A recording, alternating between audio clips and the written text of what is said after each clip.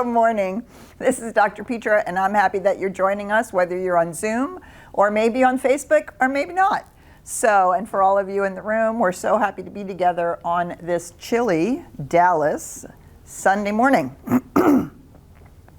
So we are in the chapter What It Does, in the introductory chapters of the Science of Mind, What It Does, and we're in the middle of page 44. This is the section on the scientific method, because remember, it's the science of mind or the science of consciousness. And the science part is the part that helps us understand the way the universe operates, and that it operates in a manner that we can comprehend and that we can use. Not that we know everything there is to know about it, just as quantum physics has blown Newtonian physics wide open and has showed us a whole nother way of understanding reality, right? That keeps happening. And on the spiritual side of life, the same. We have the experience of the presence, and we can understand and use the principles. So I love this sentence. I probably say that every class. I love this sentence. This is the second full paragraph on page 44. Undoubtedly, we are surrounded by and immersed in a perfect life. A complete, normal, happy, sane, harmonious, and peaceful existence. And why do we say undoubtedly? Because if we look at nature and we look at the way nature is continually unfolding, we see that it is a harmonious, orderly process. Even life and death are part of the process of life. And I love this. I think that this, when I first read this, I thought that's what I'm going to aspire to. That I am going to aspire to have my life feel complete, normal, happy, sane, harmonious, and peaceful. And normal, not like fitting in the box of normality, but that it's normal for me to experience that I am part of the infinite, that I'm the universe waking up, that I'm an individualized expression of life, that it's normal for me to have my life based on a spiritual point of view. Complete, normal, happy, sane, harmonious, and peaceful existence. I'm still working on it, but it's getting, it keeps getting more and more and more in alignment with that for longer and longer and longer periods of time. But only as much of this life as we embody will really become ours to use. Embody is the operative word. Embody, which is more than understand, which is more than feel, which is even more than practice. To embody something is to own it, to have it so ingrained or have it so become a part of who we are, right? That's what it means to embody. It lives within the totality of our experience, to embody. So how much of this idea that we are surrounded by and immersed in a perfect life that we can embody, and so all the ways in which we either push the thought away, push the experience away, or not understand it, or simply say it can't be true, right? These are all the ways in which we don't embody it, and in the ways in which we keep ourselves from embodying it.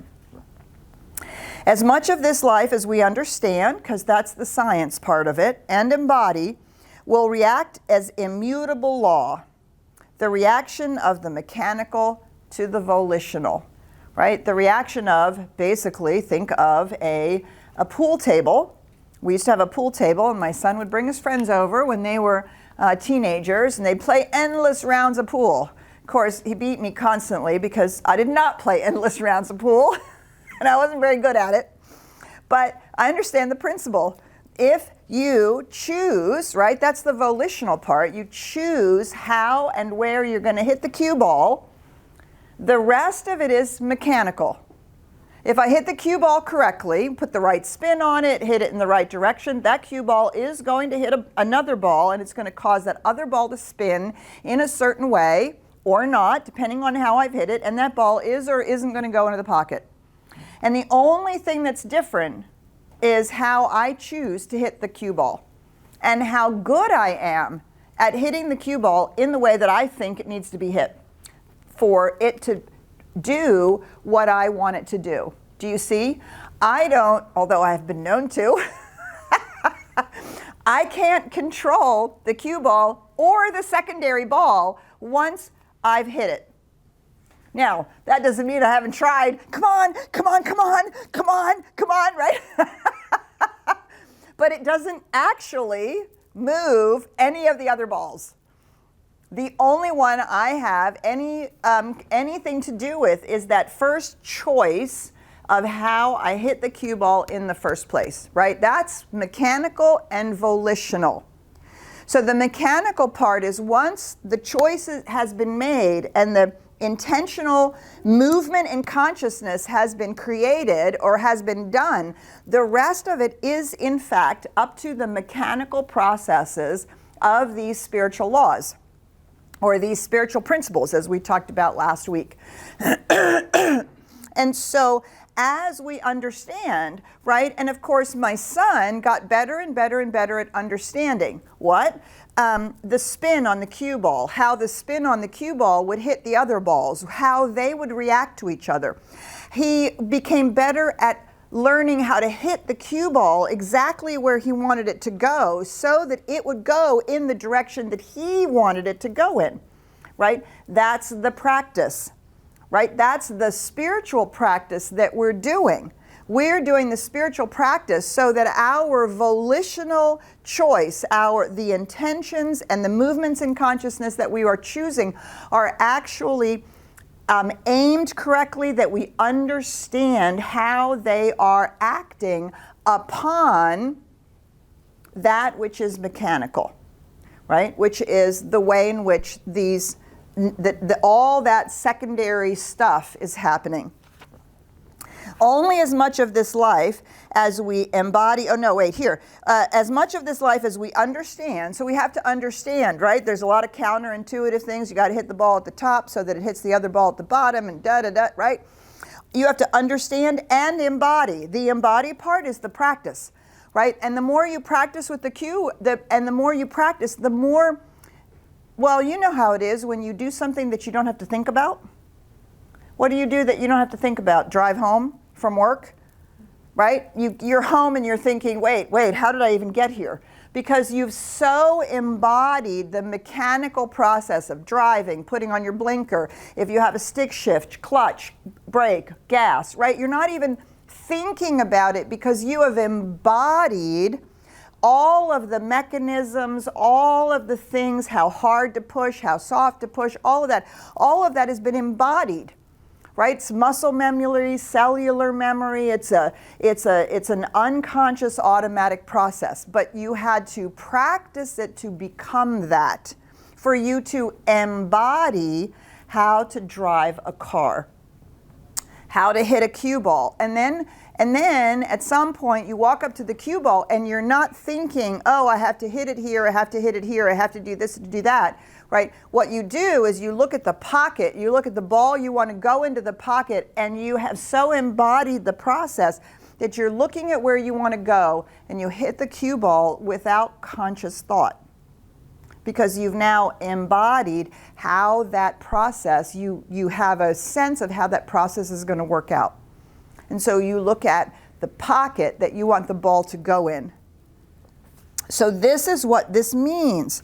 This concept is wonderful and fraught with tremendous significance. In it is bound up our hopes and fears, our expectations, and our future and present realizations. Why? Because this is the work. This is what spiritual practice is all about. This is what all the spiritual work is that we do. All the personal growth that we do is so that we can embody a whole new set of skills, a way of thinking about things, so that we can look at the end result, make our first move, and trust the process and allow this mechanical process to unfold. Since an understanding of any law must pass through our consciousness, and before we can make use of it, it follows that with all our getting, we should get understanding. With all our getting, we should get understanding. Actually, that's a quote from some philosopher, which I've read, and I don't know if it's whoever, Plato, Aristotle, I don't know who it is, but he's quoting one of the philosophers. Should we wish to know a certain truth, we should state that this truth is already known in mind, and this statement will be true. But it must be accepted into our mind before we can understand it. Okay. So my favorite example is always the law of mathematics. It's always how mathematics works, right? So the division sign that we all learned in long division, unless of course you've never done anything but use a calculator. The division sign that we all learned somewhere along the line, right? It's a principle, and it has a way of telling us what to do with the numbers. But the first time somebody puts that on the board, you're going, huh? What is that? What does that have to do with math? It's not a number, right? Somebody teaches us what that symbol means. And then we have to understand what the symbol means. Then we have to understand what do the numbers mean that are outside the symbol and inside the symbol. We have to understand how they relate to each other. We also have to realize that that is built on all the previous understandings, adding, subtracting, and multiplying, right? Division is built on multiplying, which is, of course, built on adding. 5 times 5 is you simply have to add 5 times together, right? So they build on each other. And as we understand more, we can now do more complicated, more complex math. So instead of looking at division and not understanding it, we've built our understanding. So then we take all of that. Now all of a sudden, then you get promoted into algebra, and all of that understanding, right? You're building on to the next level of understanding. So, do you remember the algebra formula when you have a big long? Oh no, this is even before algebra. Oh man, I think I'm reaching way back. What is this, 7th grade math, right? 7th grade, remember the math problems where you had parentheses, right? And so you could have 2 sets of parentheses. So inside one parentheses was a plus, and inside another parentheses was a minus, and between it there was a multiplication, and then at the very end there was a divide by 2 and an equal sign. Right? And so you had to understand, you had to learn the principles of understanding. What do? You do what's inside, remember this, inside, outside, and then there's some other mnemonic that tells you how to work through the problem. So you add here, you subtract here, then you divide the 2, now you multiply by 2, and you get the answer. Well, you're not doing that in 1st grade. In 1st grade, you're not even sure that you can do plus and minus yet. You're still learning how to count. Do you see? As the understanding grows, our ability to use the principles becomes more and more. We comprehend more and more. We can do more and more with it. So then if we want to become somebody who's going to send people to the moon, right? We can be like that wonderful gal in the movie Hidden Figures who went up to the board. Have you seen that movie? She went up to that board. They were trying to get people to the moon, and she was looking at these amazing problems. This lovely, amazing black woman who was completely overlooked in the process, and she corrected the problem. She saw where it was needed to be corrected, and all of a sudden their equation worked. Right? Because she understood the complexities of all of those symbols, what they meant, how they related to each other, right? She could see where all of a sudden, wait, this isn't quite right. That's what it means to understand and then embody, right? Do you think about it when you multiply things together? No, you just do. Now, if you're not used to doing algebra, you might have to think about it. But do you see, that's the difference, because you're not using algebra. The more you use the spiritual principles, the more available they become to us.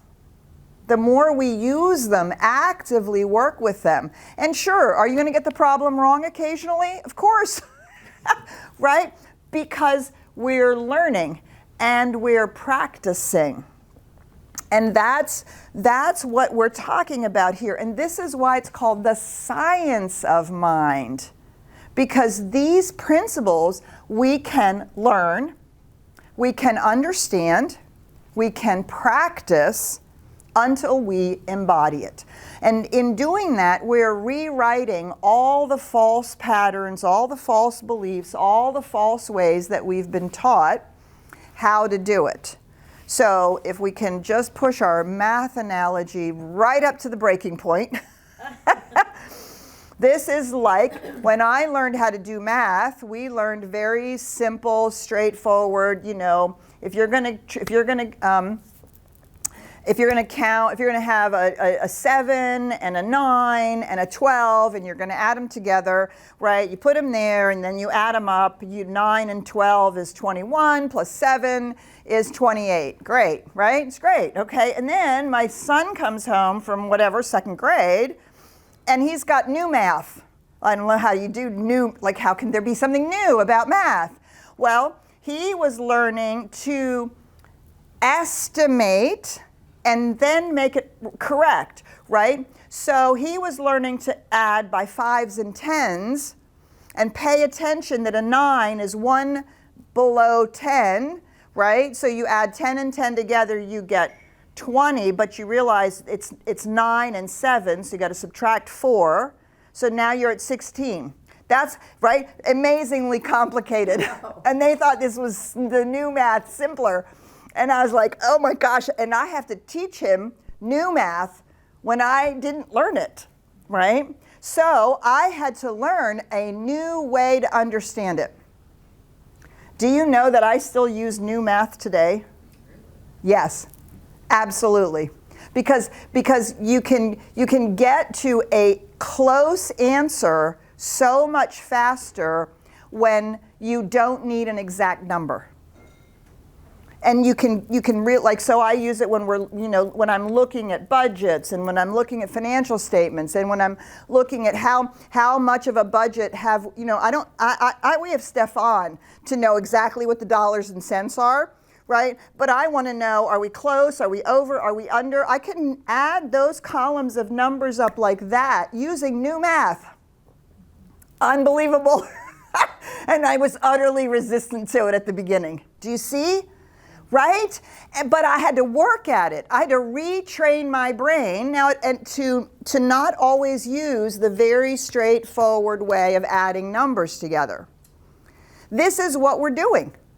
We're getting a new way of thinking about the universe, thinking about how it operates, thinking about how we are engaged in it, thinking about the principles, and then practicing, understanding them, practicing them, and embodying them. This is the science part of the science of consciousness, because it is something we can learn and then show ourselves how it works, right? And how do you know that you've learned a certain math principle? Well, you get the correct answer, right? How do you know when you've learned to use the spiritual principles, you've comprehended how they work, you've practiced them and you learned them? You get a TSRW. You get a changed condition, you get a manifestation, you get an out picturing. For those of you who don't know what a TSRW is, this shit really works. That's what it is. This, right? I've understood the problem, I've understood how to use it, and I've applied it appropriately in my life. All right, so, that was a lot. That was like, let's see what comments, questions you have. How have you practiced learning these new principles in your own life? And where's the rub? Where's the rub? So we're going to turn it over to Ryan. Good morning, Ryan. Good morning, Dr. Petra, and good morning to everybody here in the room. Hi, hello. Good to see you all. And for everybody here online, good to see you as well. Folks from all over the world, I see our friends from Poland are telling us it's 26 Fahrenheit out there. Wow, that's chilly. Yes, thank God we're in Dallas, right? So we do want to let everybody know that this is an interactive discussion. So for the folks here in the room, you'll just want to wave your hand in the air like you just don't care, right? Examples, perfect. And the iconic Richard is out for today. He's out doing iconic things, of course, right? So we do have our volunteer here today, Mike. Mike, if you want to wave the baton. All right. He's going to be helping us in the room today, so Mike will be handing you that microphone. And for all of those who are joining us on Zoom and on Facebook, we love to see you here, and make sure you check in and say hello. And for those who are on Zoom, you can hit the raise your hand icon, which I do see we have somebody here. Great. Or you can leave your questions and comments in the chat. And the same is true for those who are on Facebook Live. Make sure to leave your comments or questions in the chat, and we can bring those into the room. Now for those, I do always make sure to let everybody know I keep those anonymous so we can have a safe container for spiritual growth. So do you want to kick it off with Connie first? Sure. All right. Good morning, Connie. Go ahead and unmute yourself and join the conversation. Hi, good to be here. And good morning to everyone. I have something I'd like to share. I'm not sure how it fits in, and maybe you can help me with how it fits in. I teach English as a second language, and I teach individuals online on Zoom, and I teach groups. I did teach at Dallas College for about 10 years, and I'm not now. But when students say something in English that is not correct, often they just shrink up and feel ashamed. Oh, I made a mistake, you know. And I say, no, let's call it something different. We can choose to call it whatever we like. We can call it apple, banana, pear, monkey, dog, whatever. Let's call it an opportunity for learning. As soon as that comes across, it's palpable. Yes. I can feel it in the room. Oh my goodness, an opportunity for learning. And it's also a gift to the class because Right. other people have an issue. And let's get it clear, not just for you, but for everyone. Thank you for the gift, and you take the opportunity for learning. So how does that fit in with what you're talking about? Well, Connie, it's great. I love that you brought that up, right? Because that's what we do. That's what we do in our spiritual practice as well. We decide we want to use a principle to shift something in our own lives, to be healthier or to be happier or to have a better relationship or to have a sense that we're actually a part of the oneness. And if we don't get it right quickly, we do the same thing. We shrink, we say, oh, it's not really true, it's not really true for me, I can't do it right, something's wrong, right? When it is, all we have is an opportunity for learning. We actually are in conflict. The new thing that we're learning is in conflict with something that we don't know or some old idea. And so we've simply misunderstood how the problem works, and we have to resolve for a new answer, right? And it's so right how easily we start then taking it out on ourselves, right? And this is exactly what it means here when he says, for all our getting, we should get understanding. Should we wish to know a certain truth, we should state that the truth is already known in consciousness, right? The principle of the plus sign or the division sign is already known. It's already set. It's a principle that's already set. And our job is to recognize that is also true for us, that we're part of that one mind, and we can, in fact, learn it, know it, and apply it, right? And so, yeah, and so that's why, again, over and over and over again, I say that's why it's a spiritual practice.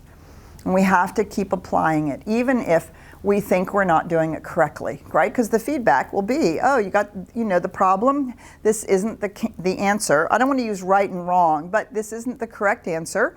So solve again. All right, we've got another one online, and then we've got 2 here in the room. All right, I just wanted to read this because it actually it's a really great question to ask right now. It says, I have always learned in classes the idea of being in cooperation with the law. Recently, I was represented with the idea of commanding the law. I know, I love it. Which feels different, but stronger. Is there a difference or times to do one or the other?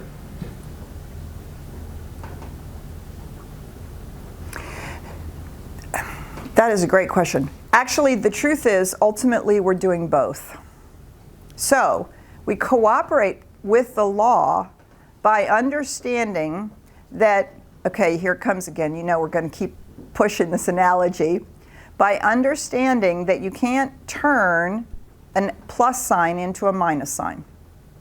We cooperate with the law by understanding that we have to use it the way that it works.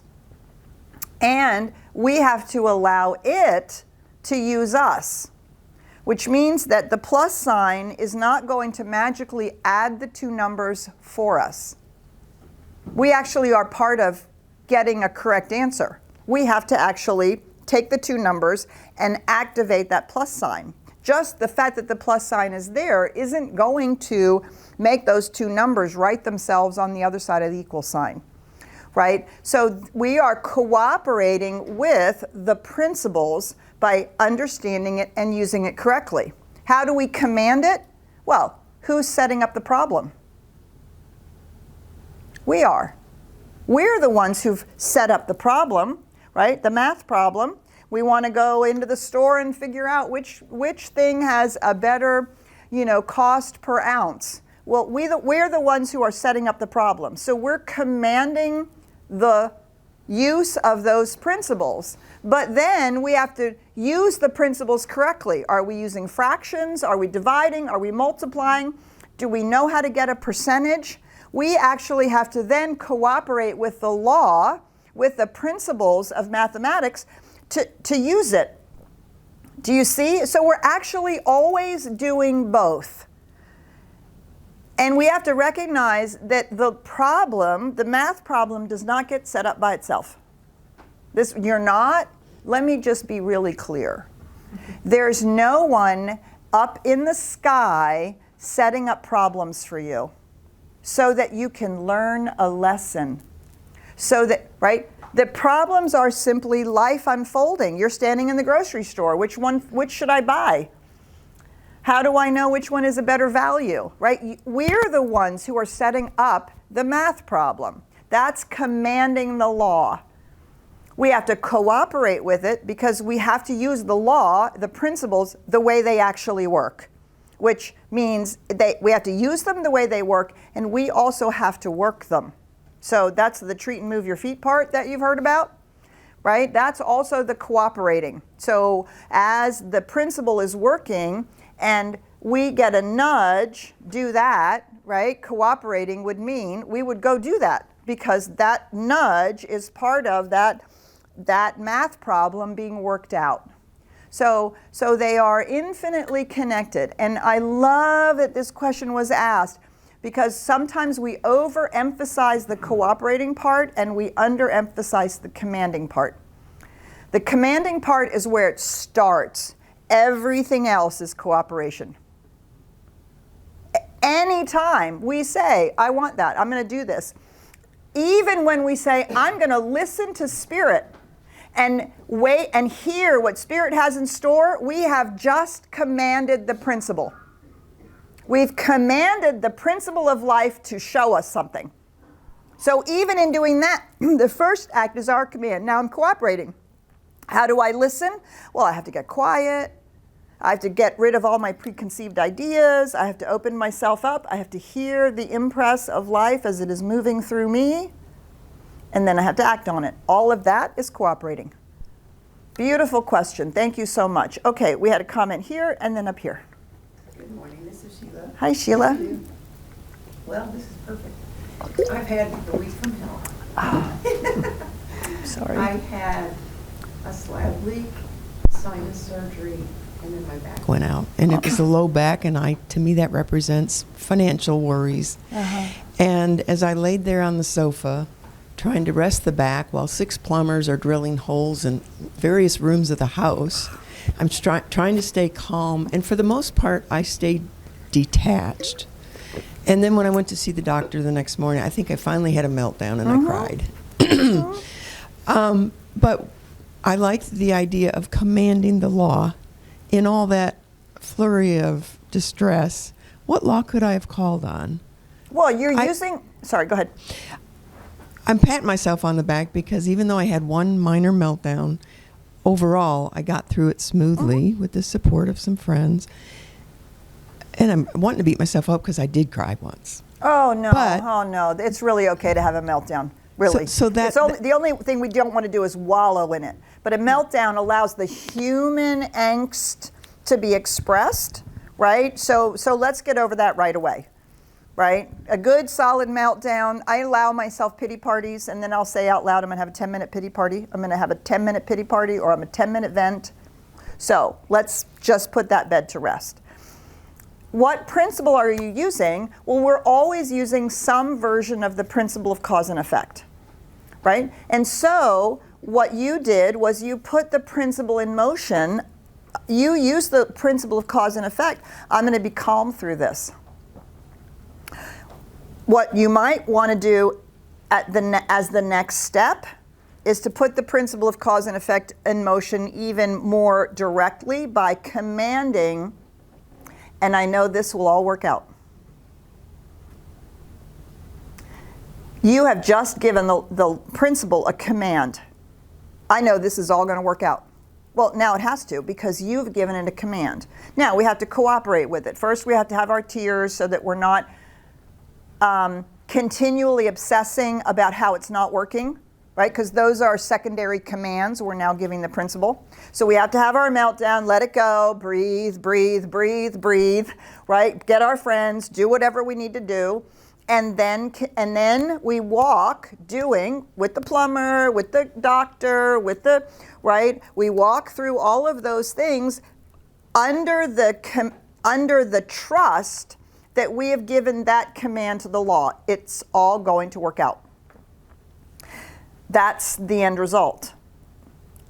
So and it sounds to me, Sheila, like you actually did that, right?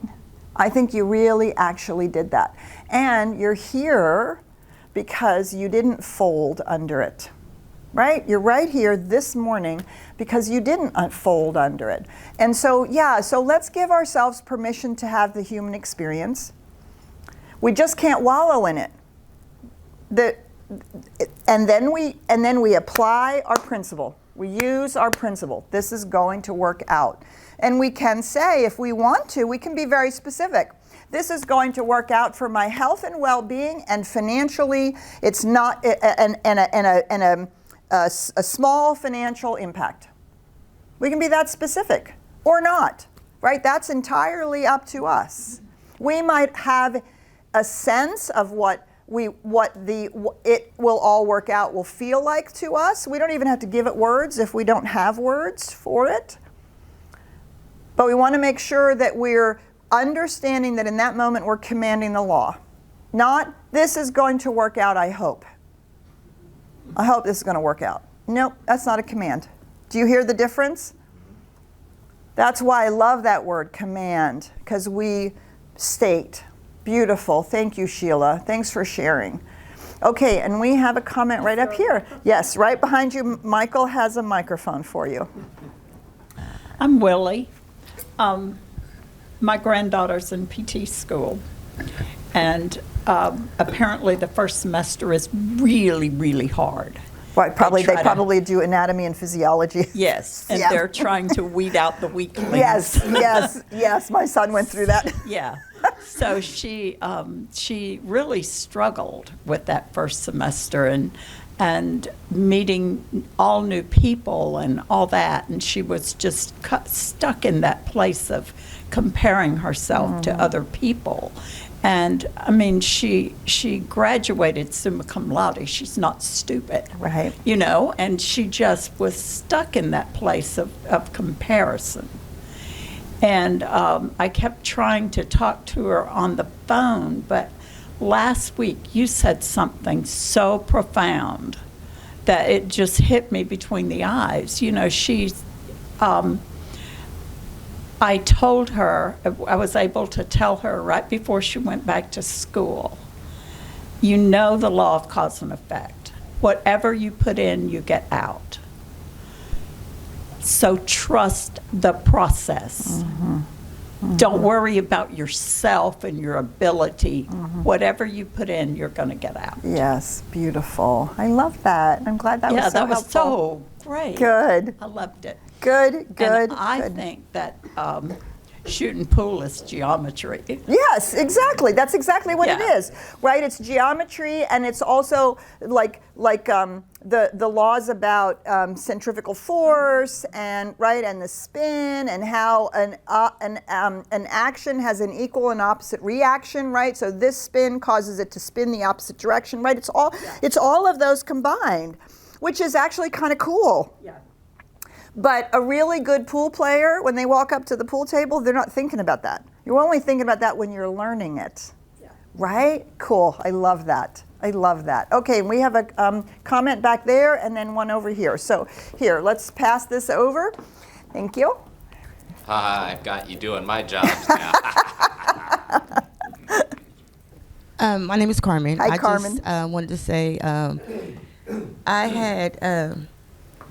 had a conflict with one of my coworkers, and every time she thought I was doing something wrong, she would shoot me a ugly email, CC my supervisor in it.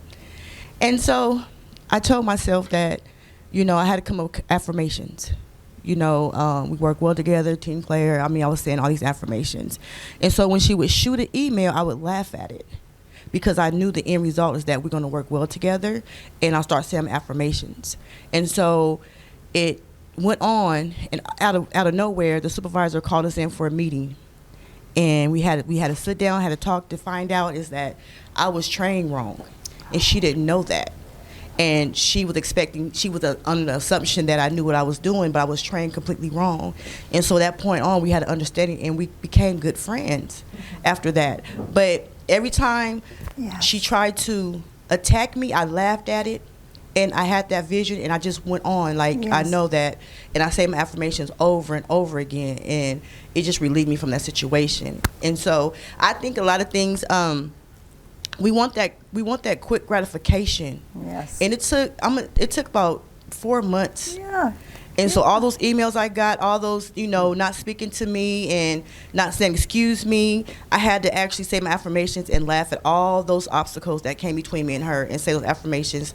And I said them before I went to work. I said them when I was at work. I said them when I left work. I was like, we're all team players. We work well together. And I just kept saying it over and over again. And we're actually, to this day, we're good friends. I love that you shared that, Carmen. Good for you. Congratulations. That's what it's called, implying it, right? You applied it and applied it and applied it. And you're right. We want it to be fixed now. And we don't take the how important it is to just keep at it. And the result, if we're using a principle, the result must happen. It must happen. Right? And you proved that to yourself, and you did that. That was really awesome. And it was hard work sometimes, wasn't it? It was. It was hard work. And I bet it was exhausting sometimes too. Yeah. I wanted to react to her. Of course. I wanted to attack her. Yep. And I didn't. I Yes. just took a deep breath, and I just waited, and then I replied with showed them my work. So Yes. I just make sure my supervisor knew that I was doing my job. Yes. So I didn't respond like she did. Beautiful. See, beautiful. So writing, right? Having a different response, practicing it, Beautiful. Thank you so much for sharing that, because we've all been in that situation with people or with situations, and we think, I can remember at one point years ago, we talked about our copy machine for 2 years. Oh God, it was just virtually every other staff meeting, there was conversation about the copy machine. And it was making us crazy. And, you know, and I had to do the same thing. There's an answer to this. I know there's an answer to this. I know that there's a copy machine out there that really is going to do what we need it to do. You know, right? And that's when we know that we're using principles and that it has to come through us, right? It had to come through you. I'm going to do it this way, period. I'm going to do it this way. And we allow the frustration and I'm getting tired of this to drag us off course, right? Well, it's the same reason why we stop going to the gym, or we stop eating right, or we stop doing, right? So you just keep at it. Thank you so much. Can I say one more thing? Yeah. And, you know, my old self. We need a mic for you. Where did the mic go? Oh, and then we'll come. Okay, sorry. that's all right. No. And then we'll come back to Jerry. Last comment. Jerry, you'll have the last comment here. And my old self would come back, you know, when we had like potlucks at my job. Like, no, I don't want to do that. I'm gonna stay in my office because she's gonna be there. And I did the opposite. I went and I participated in it, and I knew that the end result was, like I said, my affirmations was. But my old self wanted me to stay away Yes. from the whole Yes. department, just because she was going to be there, and I didn't want to be around her. I didn't want to see her. But I did the opposite. I went, I participated, I engaged with everybody. So I wanted to say, so I did. My actions were completely different than what myself was telling me to do. You listen to this woman. That, right? That is it, because our feelings are out of old information. And they don't get us where we want to go, right? That's the volitional point.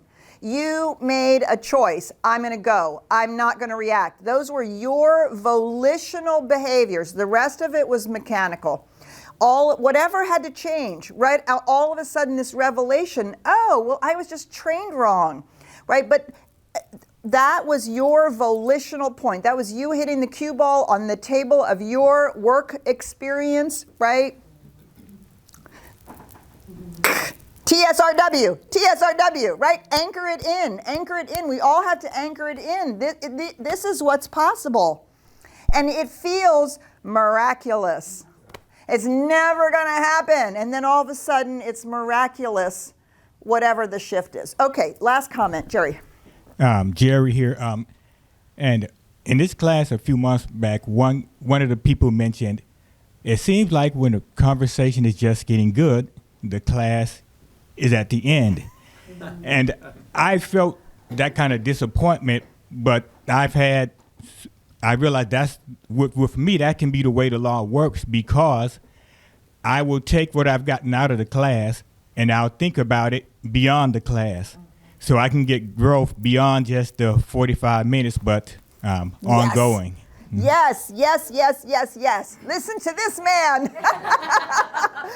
Right? I mean, that's the point, right? We're taking little bite-sized pieces so that you can then go and be with it for the week, right? That's how we are embodying it. Do you see, if we run through this really fast, you'll go, oh, now I understand, but you won't have practiced it in any way, shape, or form. This is why we paint, I mean, it'll 4 to 5 years, you guys, 4 to 5 years.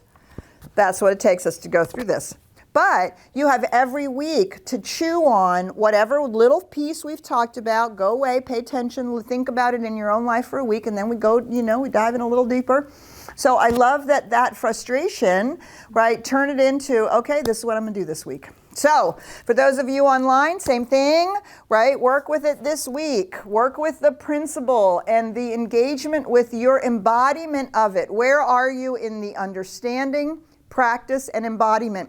And you can be in different places with different aspects of your life. You might have embodied it with finances, but not in health. You might have embodied it in personal relationships, but not at work, right? Because we're differently practiced in different areas. So take the areas where you're good at it and apply it to those areas where you're not. All right, so have a fabulous week. We'll see you in the celebration. Reverend Karen's going to talk today. We're very excited. We have a huge lineup for next month, so don't miss anything. We're so happy you're here. Bye for now.